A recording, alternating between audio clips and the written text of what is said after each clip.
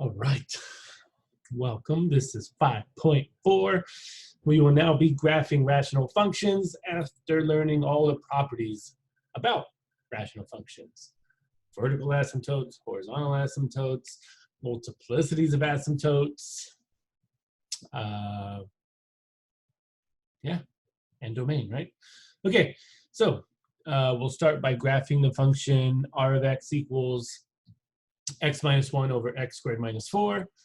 So first is to find the domain. Always, always, always find the domain first, even if my math lab says to factor it first. Always find the domain first, no matter what.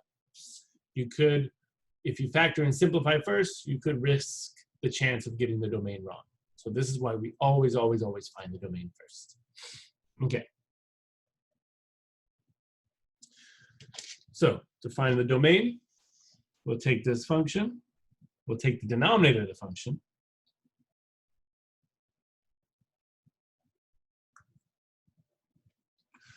and set it equal to 0. Move the 4 over, square root both sides, and we'll get x cannot equal plus or minus 2.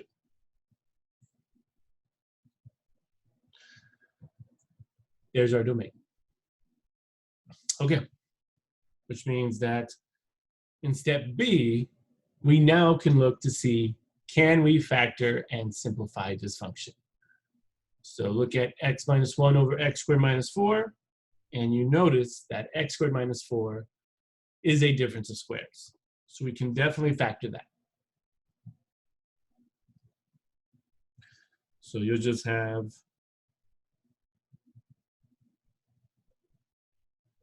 r of x equal to x minus 1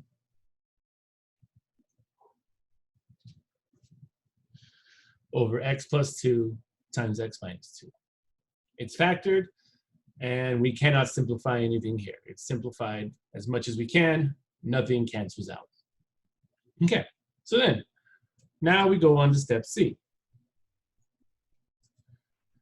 Find the intercepts and determine the behavior of r of x at any x-intercept. Okay, so first thing we want to do, let's go ahead and find the x-intercepts. So for a rational function, to keep this really simple, I think we've done it before, maybe, maybe not, maybe imagining another class. But for any rational function, intercepts always come from the numerator. Domain and vertical asymptotes always come from the denominator.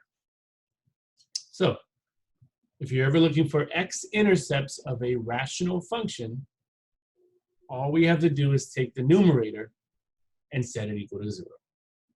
That's it. Take the numerator and set it equal to 0. So for my x-intercept, when r of x equals 0, just take the numerator, x minus 1,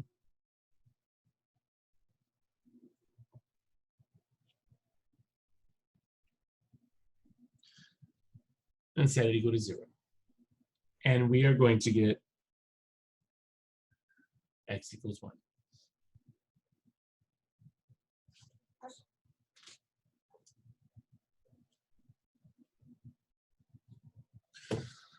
Okay, so there's our only x-intercept. But then this question, or this step also said, find the behavior of the function at the x-intercept.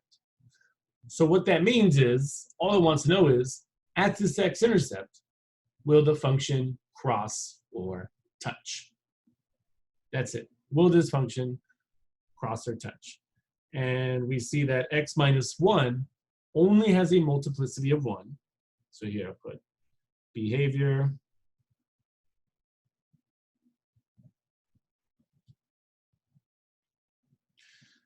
so x equals 1 has a multiplicity of 1, which means the function at that x-intercept will cross. There you go. Okay, but now we need to find the y-intercept.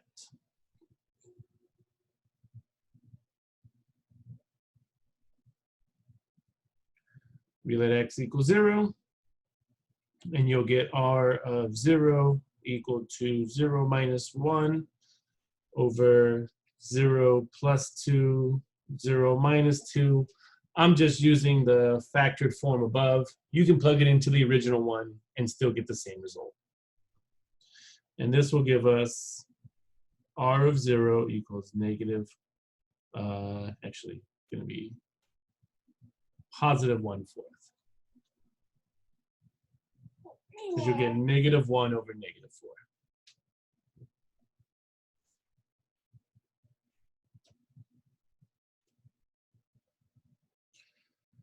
Okay.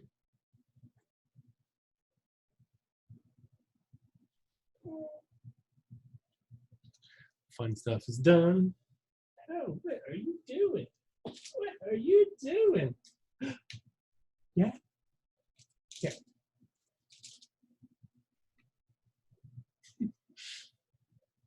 Okay.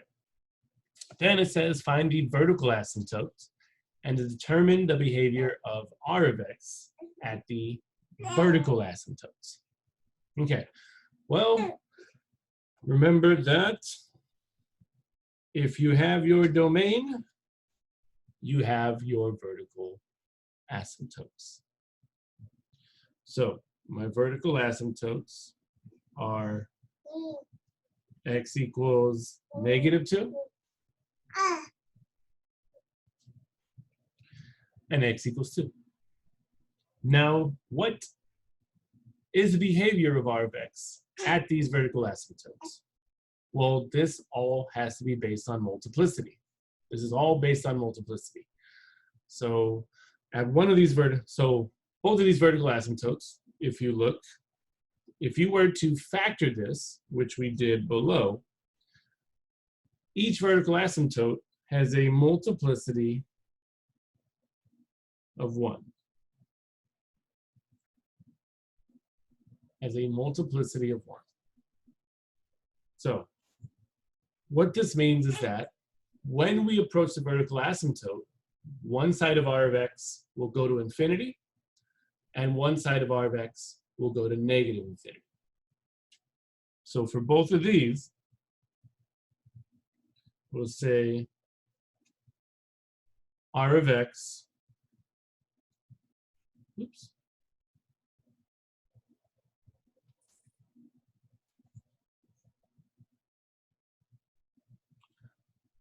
r of x will approach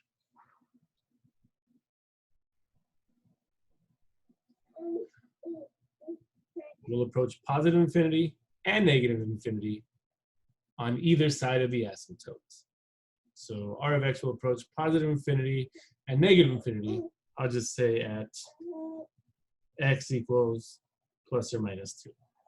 So again, since the asymptotes have a multiplicity of 1, when we approach those asymptotes, one side's going to infinity, the other side's going to negative infinity. And that's just multiplicities of asymptotes. Okay. Okay. Next is horizontal or oblique asymptotes and points of intersection. So let's see if we have a horizontal or oblique asymptote, which means you must remember the rules. So let's go back and look at the original function, x minus 1 over x squared minus 4. Degree of the numerator is 1. Degree of the denominator is 2. So this means that the degree of the numerator is smaller than the degree of the denominator, and this is going to be rule number 1.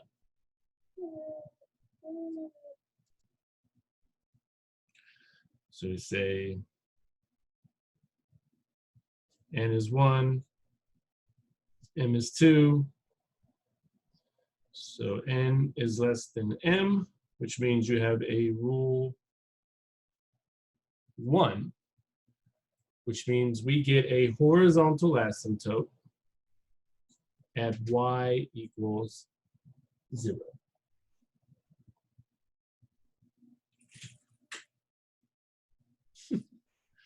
You did it. You got it down again. There you go. Okay. So now, what does it mean for points of intersection? Well, we want to know, does the original function r of x intersect the horizontal asymptote? Because remember, horizontal asymptotes and oblique asymptotes are the only asymptotes that can be intersected. So the way you find that out, point of intersection. Well, if two functions intersect, this means that at that point of intersection, the functions are equal. So if you want to find a point of intersection, what we do is we take the original function and set it equal to the horizontal asymptote. Okay. So the original function is x minus 1 over x squared minus 4. And the value of the horizontal asymptote is 0. And yes, you could use the factored form for this one as well, because what we're going to do now is solve for x. So in order to solve for x, we have to get rid of this denominator. And to do so, we're just going to multiply the denominator to the right side. It'd kind of be like cross multiplication. Just like that. So when we do that, you're just going to end up with x minus 1 equal to 0. Because 0 times x squared minus 4 is 0. And then solve for x, and x equals 1. So what this means is that our function will intersect the horizontal asymptote at the x-intercept of 1. At the x-intercept of 1. Okay, so say r of x intersects horizontal asymptote at x equals 1 or the point 1, 0.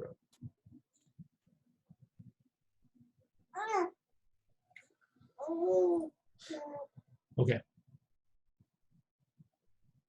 So let's say that it wasn't an x-intercept that it intersected at. This means that in order to find that exact point, you would have to take this value of x and plug it into the original function or the factored function, does not matter which one you use, and that will give you the y value of where the exact intersection is. Just on the off case that it was not an actual x-intercept that they intersected at.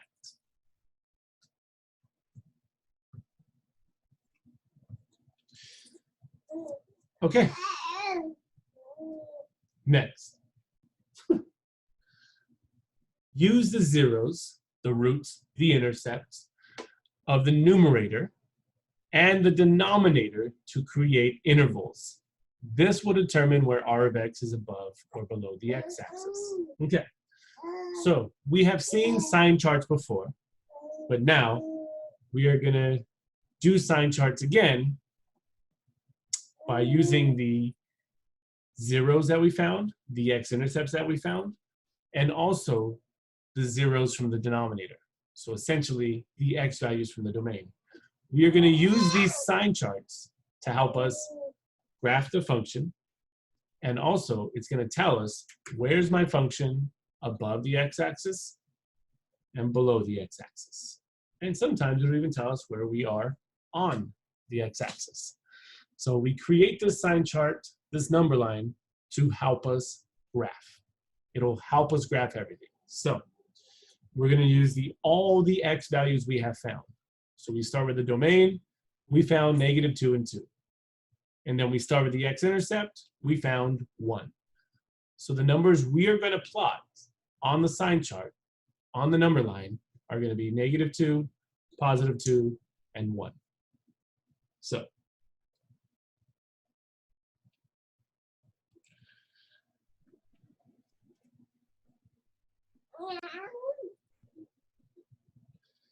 there's -infinity, there's +infinity, and then here are my values of x that we found.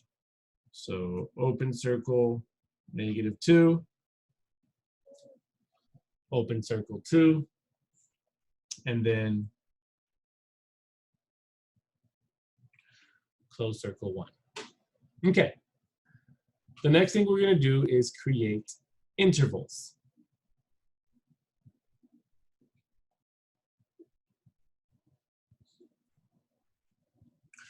And the intervals are based on the sine chart above. Starting from left to right, the first interval is -infinity to -2. The second interval is -2 to 1. Do not worry about proper notation because we're not stating domain. We are just stating intervals. The next interval is 1 to 2. And the last interval is 2 to infinity. Okay. The next thing we're going to do is now pick test numbers in between each interval.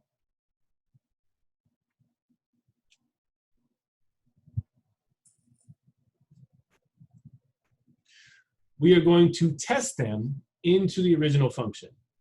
And whatever output we get based on the sign will tell us where we are above the x-axis and where we are below the x-axis. It's going to say what interval is going to tell us what interval we are above and below on the x-axis. So the first test number we're going to pick is going to be for the interval -infinity to -2. So if I pick a number from -infinity to -2, I'm going to pick -3.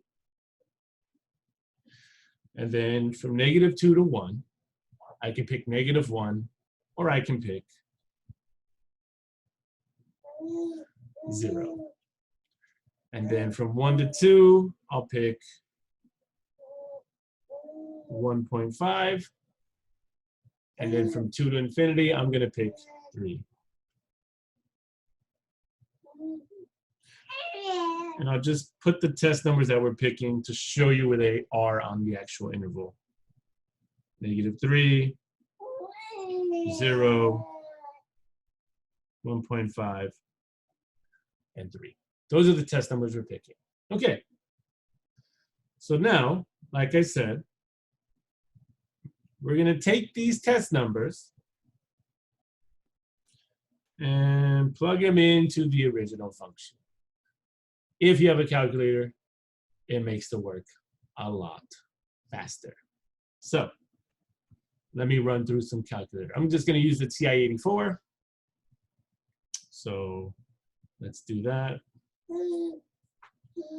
So using the TI-84, I'm going to have y equals, and I'm going to type in the function. I'm going to say, if you have the fraction button, it's great. You hit math, move over, scroll up, and click N over D. And I'm going to type x minus 1. Oh, no. You damn fussy. Oh. Oh, pauses. All right, my partner's done. Poor baby. Okay. Typing in this function, x minus 1 over x squared minus 4. If you don't have the fraction button, then the way you'll type it in, I'll write it again down below, is you start with parentheses. Parentheses are important. So you'll say parentheses x minus 1 divide, parentheses, x squared minus 4, close parentheses. And that is the classic way to type the function. There you go. Okay, make sure if you are typing in the classic way, you do not forget your parentheses. Very important. Okay. And then after you type the function in and hit enter, you hit second, and then you hit the window button. And ignore table start, ignore change table, go down to independent, and highlight ask. Hit enter on ask, make sure it's highlighted. After that, you hit second and graph, the button on the far top right, and you'll get an XY chart. If there's numbers there already, just delete them, like this. Delete, delete, delete, delete, delete. And now, we're going to finish my X values down here. And I'll have R of -3, R of 0, R of 1.5, and R of 3. Okay, now let's type them in. So I hit -3, 0, 1.5, and 3.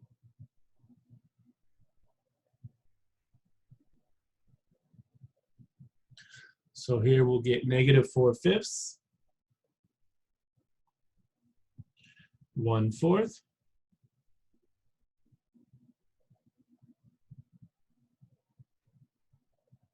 -2/7, and 2/5.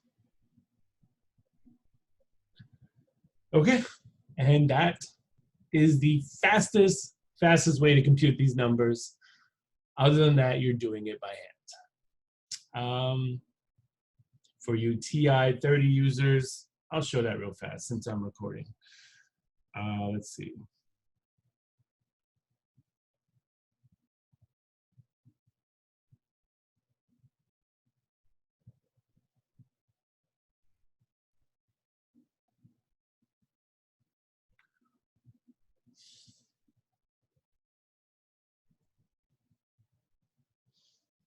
Yes, I know.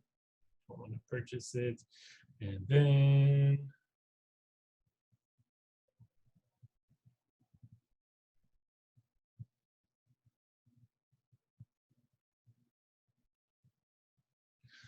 okay, so if you're using a TI-30 or 36XS, if you want to compute these, then all you have to do is hit the table button and type in the function. And you have a fraction button here, so you don't have to worry about the classic input. Hit the fraction button, type x minus 1 over x squared minus 4, hit enter, ignore start, ignore step, go down, hit ask x. If you have the 36XS, which is the Chrome one, then it's going to say x equals question mark. Just highlight that one, hit enter, enter, and there's our XY chart. It only takes 3 numbers at a time, and if there's numbers there already, just delete them or overwrite them. So if I did -3, it'll give me -4/5. What's cool about the graphing calculator is that you can go over and highlight the actual fraction and click the double arrows right above the enter button and watch what it does. Converts it to decimal, which is going to be very neat. It's going to become handy because we're going to have to graph these. So we actually need the decimal number to graph these. Okay, but that's how you do it on the TI-30 and 36XS. Okay, if you have a Casio, once again, throw it away. All right, don't throw it away, but throw it away. Get a TI. Okay.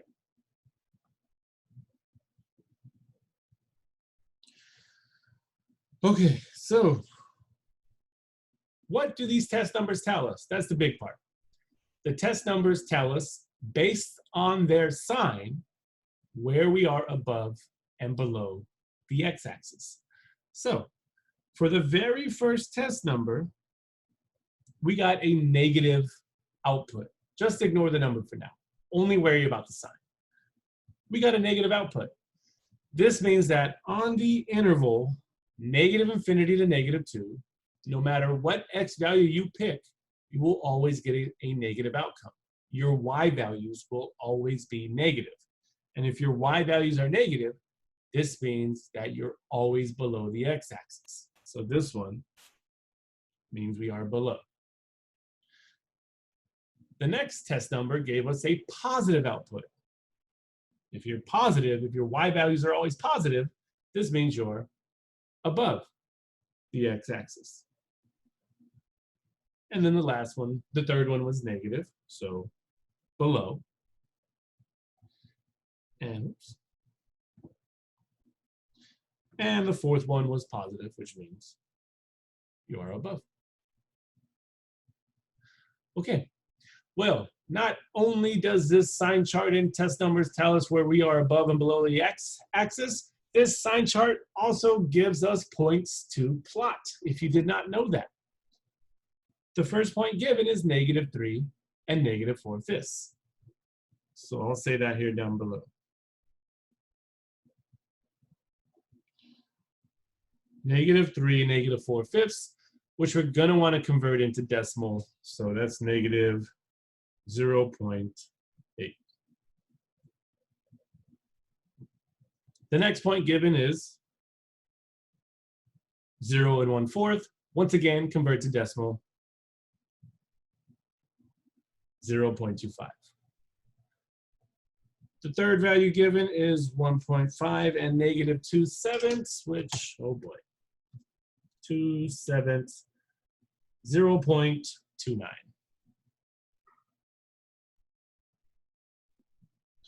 And the third point is the fourth point is 3 2/5, which means you have 0.4. Okay. Now, we are going to use all of this information to graph. And let me see how I can do my intervals. My x values are 2, 1, 3, 0, 1.5. So I can space out my x values. My y values are 1/4, 0.8, 0.25, 0.4. So I can definitely space out my y values. Okay. So here's how I'm going to label this. So here's going to be 0, and then 1, 2, 3, 4, 5, -5, -4, -3, -1. And then this will just be 1, 2, -1, -2. Okay. Now, the first thing to plot are the vertical asymptotes. Let's do that. We know they're at x = 2 and x = -2.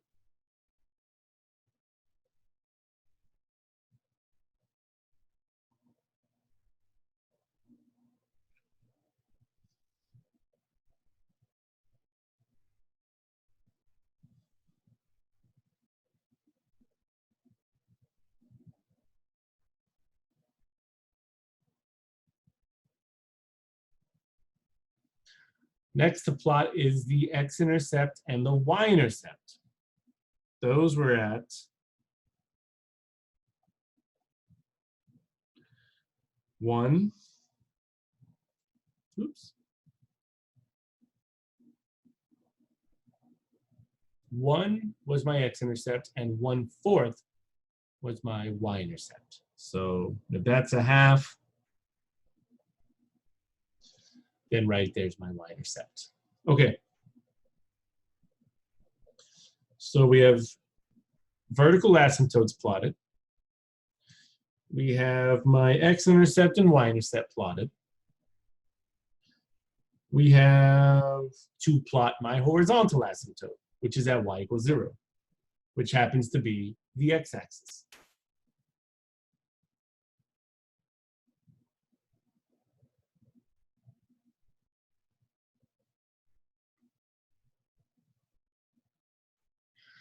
And you see, we have proven that we intersect the horizontal asymptote right here. The x-intercept intersects the horizontal asymptote y equals 0. Okay. And now we can plot our points, -3 and -0.8.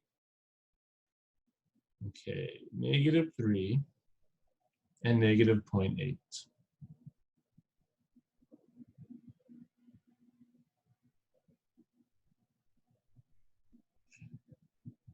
So -0.8, so there's -1. So I'm going to put this point right here. And if you look at your sine chart, let's go look at it real fast. Because now we're going to graph by the points given and by the sine chart. Our sine chart says from -infinity to -2, our graph should be below the x-axis. So using that information, we can finish off this graph. Everything down here is below the x-axis, and we are trapped between these two asymptotes. So based off of this one point is all we need. All you have to do is follow your asymptotes. We're going to follow this vertical asymptote down to the right, and we're going to follow this horizontal asymptote out into the left. Okay, not bad, right?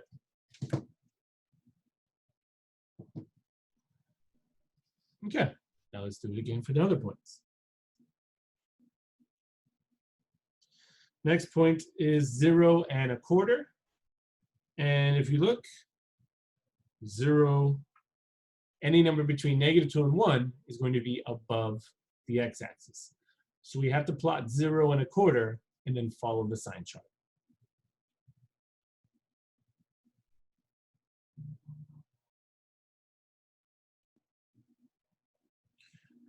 Well, looky there. We already plotted 0 1/4.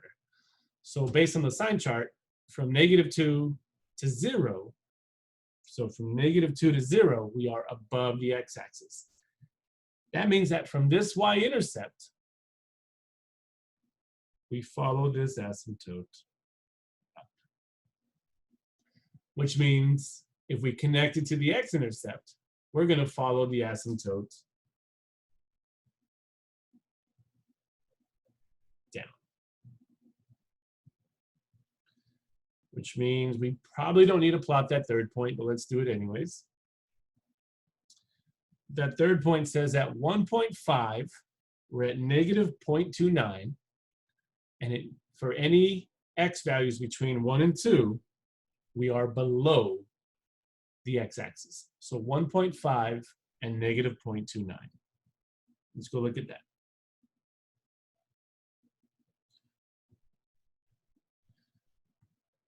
So that, here's 1.5, and then 0.29 would be probably somewhere around here.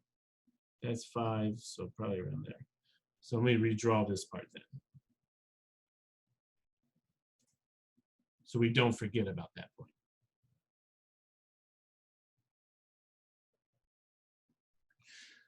There you go. Okay. Last point. 3 1/4. 3 1/4, any number from 2 to infinity is going to be above the x-axis. So 3 1/4, we plot that.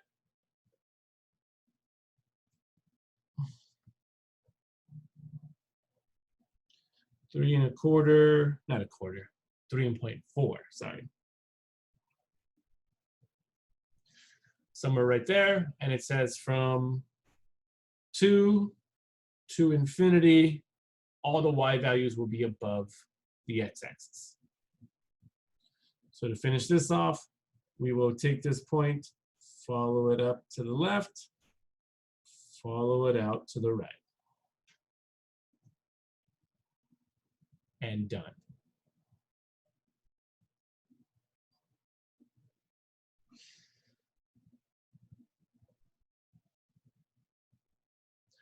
Ooh, that was a lot of information, huh? Okay. So let's just review over it and see if everything we wrote down is proven by the graph.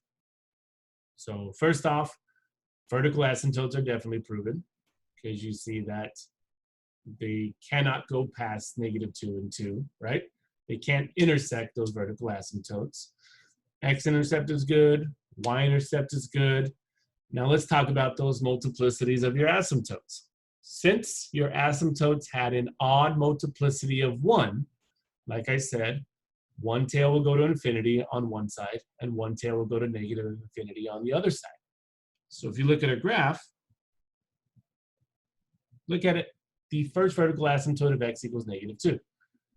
You see that you have a tail going to -infinity, and you have a tail going to +infinity, just like we stated, right? R of x will approach +infinity and -infinity at x equals ±2. And then look at the other vertical asymptote. Same thing happens. This one had an odd multiplicity, so one tail is headed towards -infinity, and the other tail is headed towards +infinity, just like we said. And then horizontal asymptote, y equals 0. Test numbers, good to go. Sine chart is, our graph is proven by the sine chart. So if you look at your intervals from -infinity to -2, all the y values are below. From -2 to 0, all the y values are above. From 0, or from 1 to 2, all the y values are below.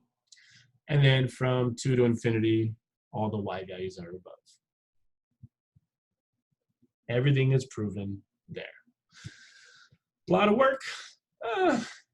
Not really, but sure. All right. Okay. So the first one is done. Let's keep going. I'll probably just do 2 examples because you saw how long that was, right? Okay. So let's get started again. Given r of x equals 2x squared minus 5x plus 2 over x squared minus 4, let's go ahead and graph this function. Okay, first off is domain. Easy money, right? X squared minus 4 equal to 0. X squared equals 4. And therefore, x cannot equal plus or minus 2. Perfect. Now, factor and simplify.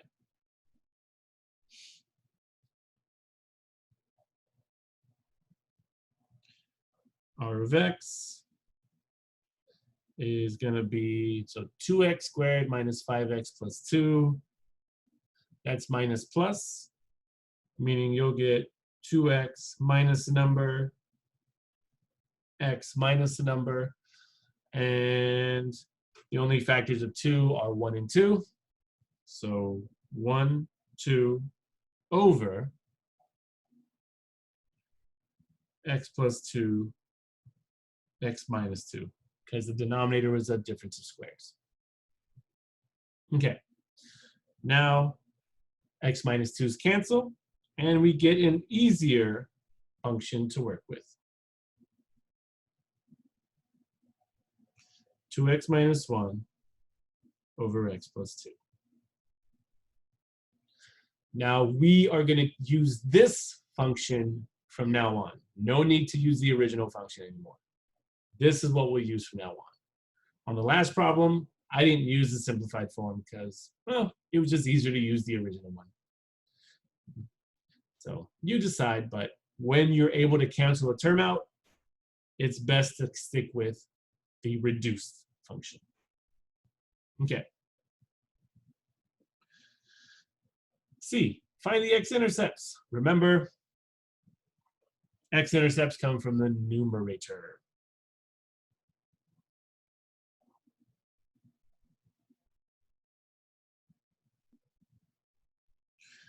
So numerator and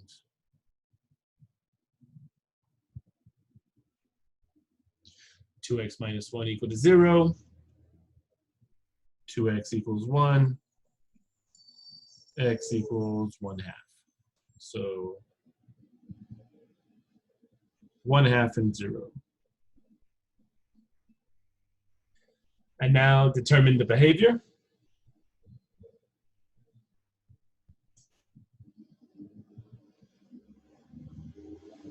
So at x equals 1/2, this has a multiplicity of 1, which means it will cross. Okay, and then y-intercept.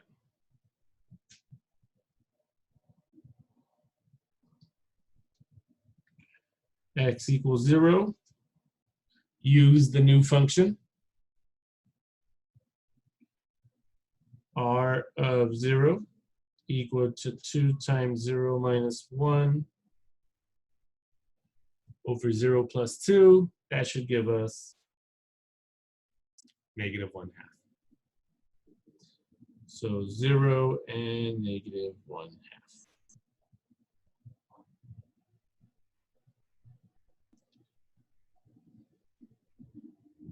Okay.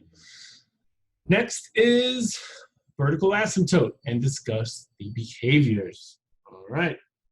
So domain and vertical asymptotes go hand in hand. So my vertical asymptotes should be at x equals negative 2 and x equals 2.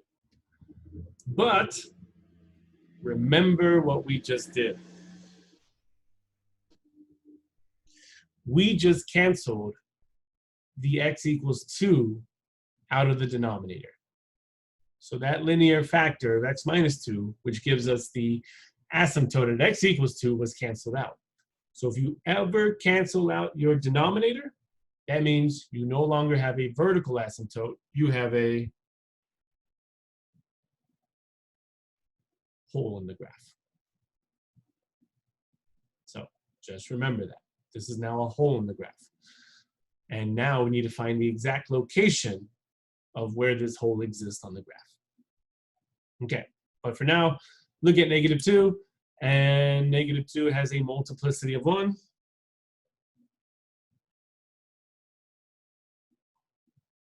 Which means r of x will approach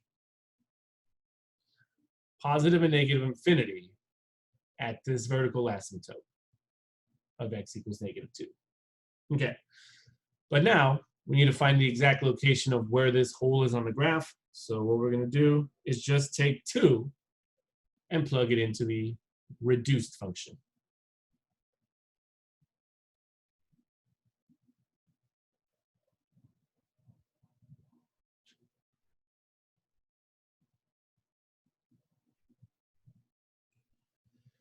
And we should get 4 minus 1, 3 fourths. So the hole on the graph is located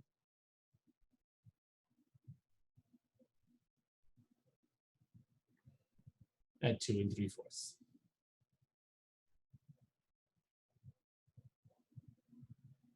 Perfect.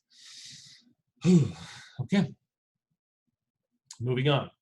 Do we have a horizontal? Do we have an oblique? Do we have a power asymptote? And let's look at the reduced function. Look at the reduced function. The power of the numerator is 1. The power of the denominator is 1. This means that the degree of the numerator and the exponent are equal, which means we have a rule 2. Hey, we got lucky with rules today, huh?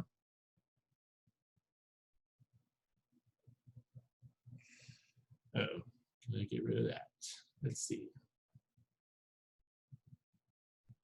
Yay, okay.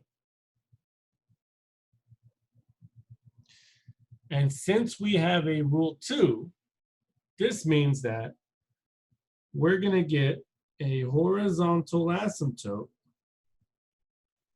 at y equals the leading coefficients over one another.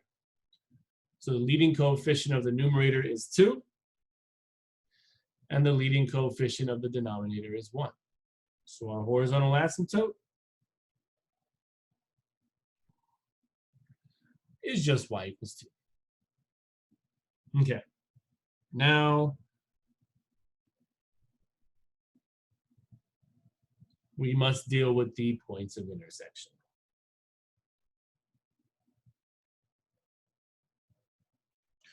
And we want to know, does our function, r of x, intersect our horizontal asymptote? So once again, you take r of x and set it equal to your horizontal asymptote. And remember, we're using the reduced form.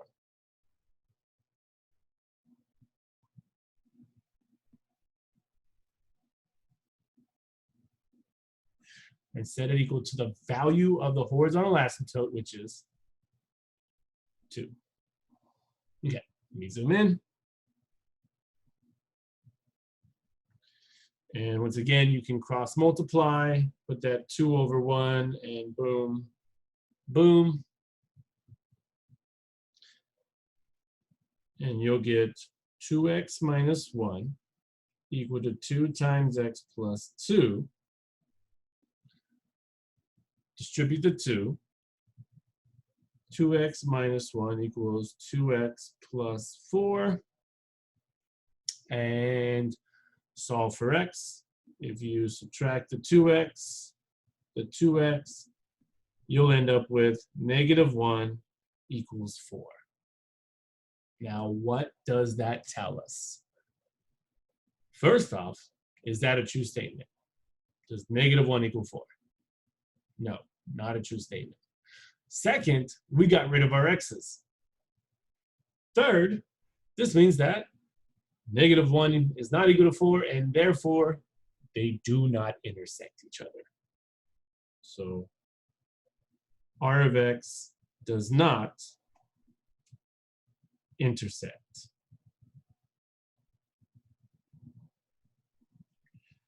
the horizontal asymptote. Okay, cool. That's done. Number line time. All right.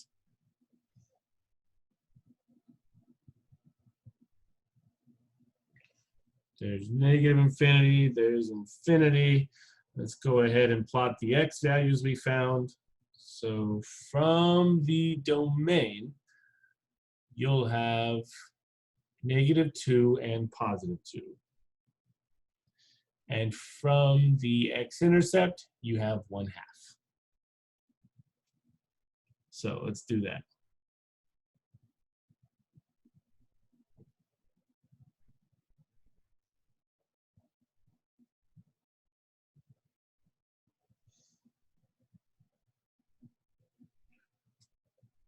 Okay. All x values are plotted. Now make our intervals.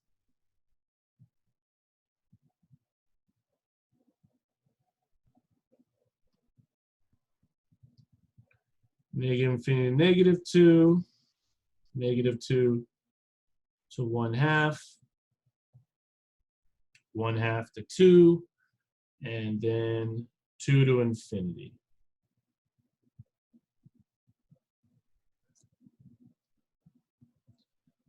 Next is test numbers.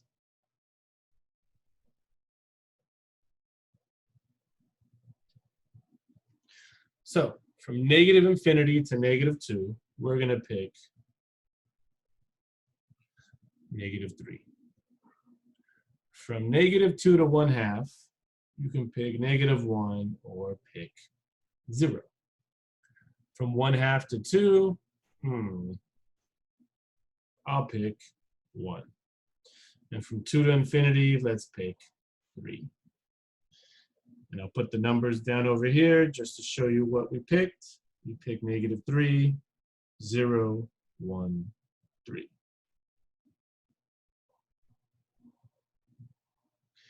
Now we're going to plug these into the reduced function. So r of negative 3, r of 0, r of 1, r of 3.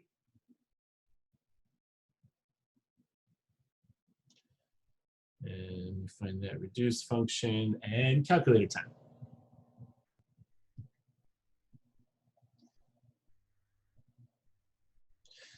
Let's just stick with this since I'm on here.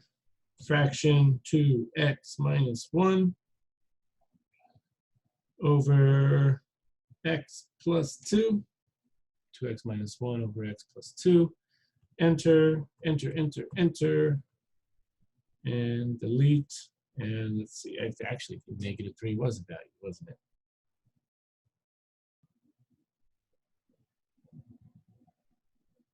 All right. Negative 3, 0, 1.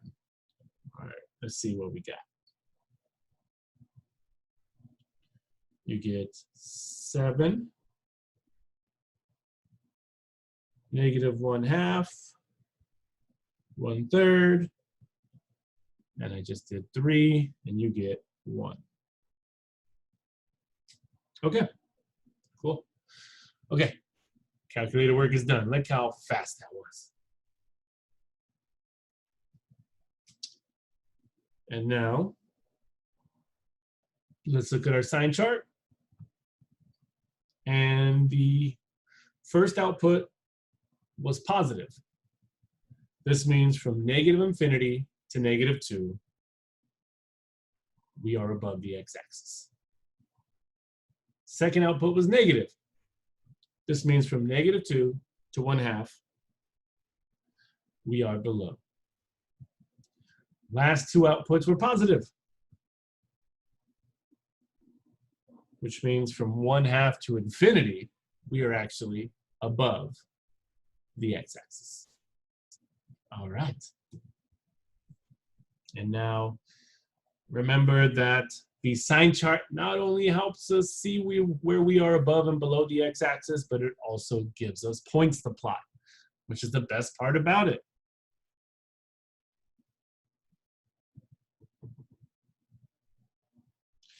First point, negative 3, 7.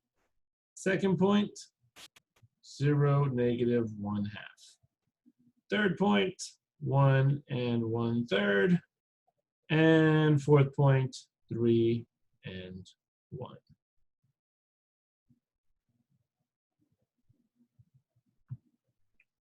Okay. Let's plot. So let's go ahead and plot our asymptotes and the hole in the graph. But first, let's see if I can make my intervals appropriate. I have 2, negative 2, 1/2.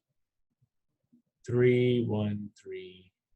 Okay, so for my x values, I can spread them like I did the last one. My y values, I have negative 1/2, 3/4, 1, 1/3, and 7.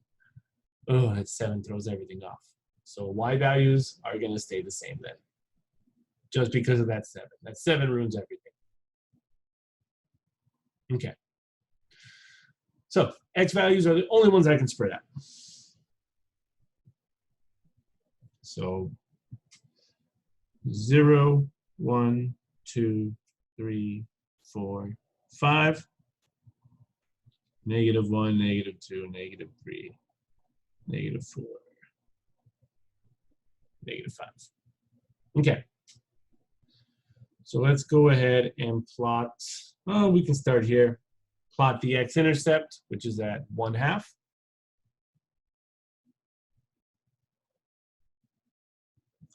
And then plot the y-intercept, which is at -1/2. So down there. Okay, and then we have a vertical asymptote at x equals -2.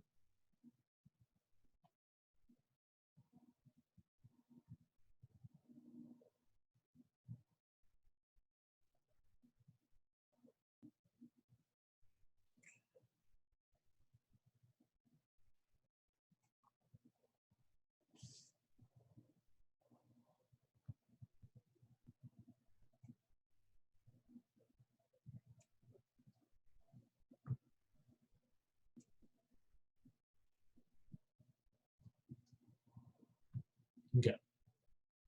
And then we have the whole at 2 3/4.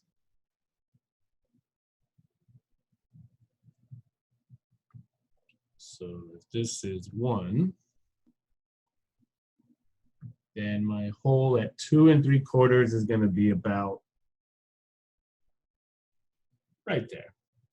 I mean, a little bit below, right? There you go. There's the hole in the graph.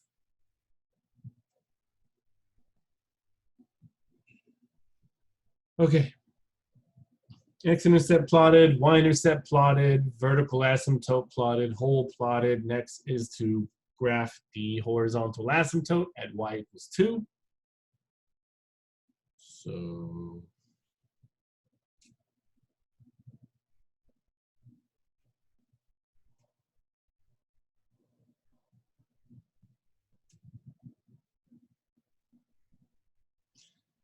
and then the last thing to follow is plotting the points given to us down below and following the sine chart. So first thing we should look at is -3, 7 and its interval, and -3, 7, which means what's on the interval -∞ to -2 will be above the x-axis. So let's plot -3, 7 and then just follow the asymptotes. So -3, 7, 1, 2, 3, 4, 5, 6, 7, right there.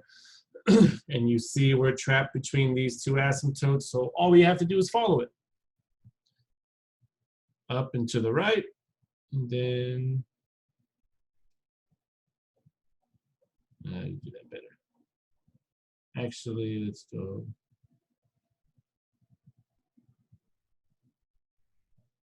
like that.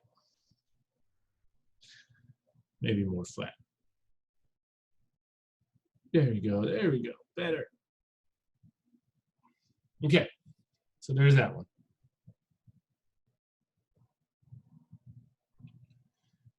Next is 0 and -1/2.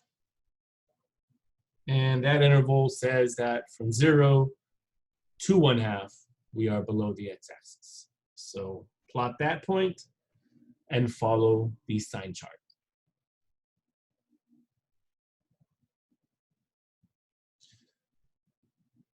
We have that point plotted already, 0 and -1/2. So all we have to do is from this point,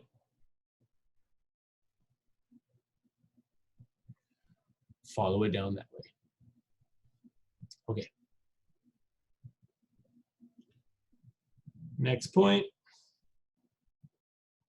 1 1/3. And basically, we'll plot both points because for these 2 points, we are above. So 1 1/3 and 3 1, we are above. 1 1/3 and 3 1.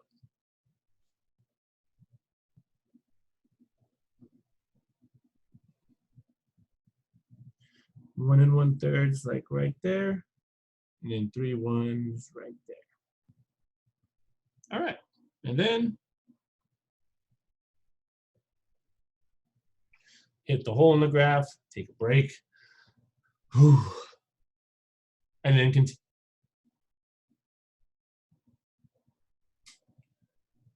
And there it is, y'all. That's it.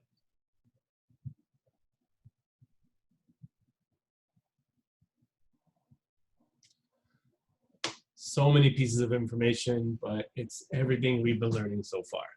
Domain, how do you find an x-intercept? How do you find a y-intercept? How do you find a vertical asymptote? How do you find a horizontal asymptote? Only things new here are probably the sine chart, the intersection, does the graph intersect the horizontal asymptote or oblique asymptote, and graphing. But that's how you graph these. Okay, on a video, it takes much longer. We have to go step by step by step. In class, if you asked me to do one of these, we'd get it done in like 5 minutes, okay? Maybe less. Okay. Just takes practice, right? All right, last one, I promise. It's already graphed. We just have to create the equation.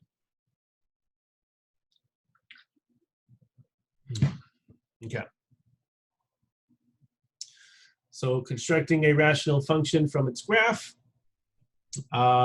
So one thing to remember is that the numerator gives us x-intercepts and the denominator gives us vertical asymptotes. So looking at this graph, that should show us and tell us how to actually build this function. So we'll start, we'll say r of x equals, and let's build the numerator, meaning let's look for x-intercepts. Where do we touch or where do we cross the x-axis? And looking from left to right, we have our first intersection here at, what is that, -2?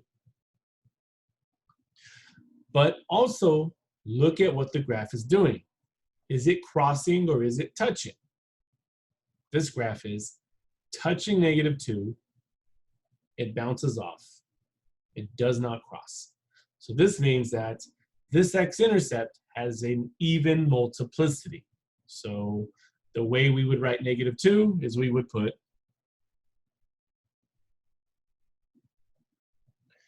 x plus 2 squared. Okay, that is the smallest even number we could do.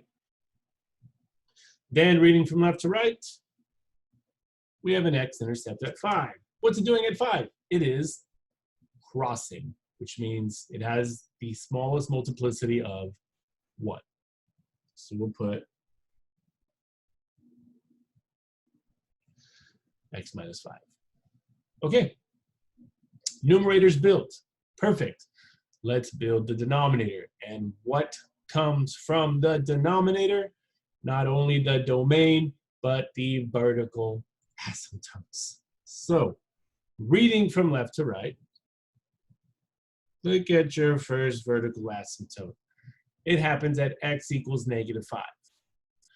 But you also have to look at the multiplicities. What is the tail doing on the left? It's going to infinity. What is the tail doing on the right? It's going to -infinity. This means that this vertical asymptote has a multiplicity, has an odd multiplicity, and the smallest odd multiplicity is 1. So that means you'll get x plus 5.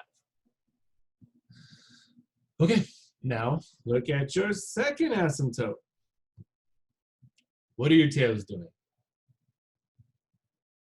They're both headed towards -infinity, which means that this vertical asymptote has an even multiplicity. And what is the smallest even number? 2. So we'll write this one as x minus 2 squared. Perfect. Now, the last thing that we notice is it has a horizontal asymptote of 2. Which means if you get a horizontal asymptote of 2, this must be abiding by rule number 2. Because remember, rule 1 of horizontal asymptotes, you should get y equals 0. Rule 2 says the degrees are equal. And if we look at our function, are the degrees equal? The total degree of the numerator is 3. The total degree of the denominator is 3. That means m equals n, and you have a rule 2. Therefore, all we have to do in order to get 2 in front is put, I just gave it away. In order to represent this horizontal asymptote, you will put a 2 in front. And we're done. Now, once again, this is one of many, many, many answers. Who knows what the degrees are? But as long as they're even and odd and they are equal top and bottom, then this is an answer that is fine. So, that's it. I hope that's it. Okay.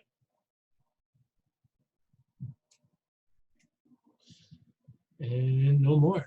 That is graphing rational functions. Take it all in. It is a process, but it's everything we know how to do already. Only thing new is create a sine chart. Okay. Until the next one.